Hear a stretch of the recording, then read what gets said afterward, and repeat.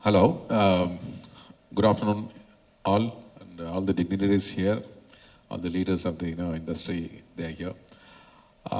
As I came here, so I had proposed a very ambitious project of having 11 million meters in my area, and for the whole state, it was. No, no, not necessarily. No, no, I didn't want that. For the state, it's about 30 million meters, smart meters, which I had proposed in the budget, but that didn't come in the budget today. I was disappointed, in fact. So ambitiously, I had proposed this because the gains that what we had made, as in the organization, we had found was much wonderful compared to the costs that were going to be on this. So the whole thing is that still the market, the stakeholders are not, including the regulator, including all the decision makers, they're not convinced about the gains that is there in these smart metering project. It appears to the decision makers who are outside the industry as it's more of a vendor-driven project. So from my side, I really was very keen that and definitely the regulator also had asked so many questions.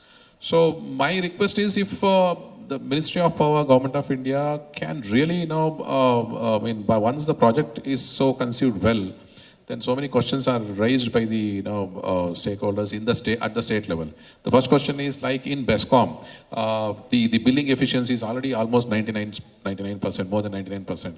Then what is the? It may be in some other state. The billing efficiency is not that much for them. Is it needed? Or if you look at the second point.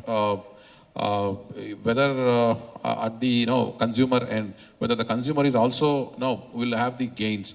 Like if we have a robust trading mechanism now, when the real time energy market is going to happen, and I am the chairman of the trading committee where Karnataka is having surplus.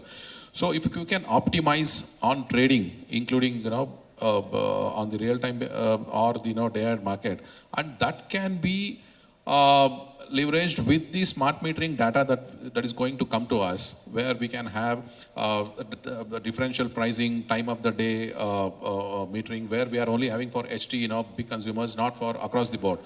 So if this can be leveraged and that can happen, that's a big thing for where we can enroll our consumers and other stakeholders to have this project. So for me today, I've come here to see that what is the takeaway for me to ensure that the gains are far more compared to the cost that is going to be there, even if you are going on the OPEX model. Suppose if on a bid, if I get 50 rupees per meter per month, will the consumer gain 4 times, 5 times more than that? And for DISCOMs, whether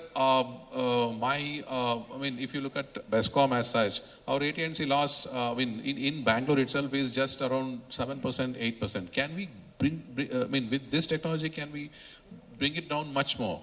Or no, what is that for each state? It's a different question. So I would also like to understand and also like participate once again, once the forum opens up for discussion. Thank you.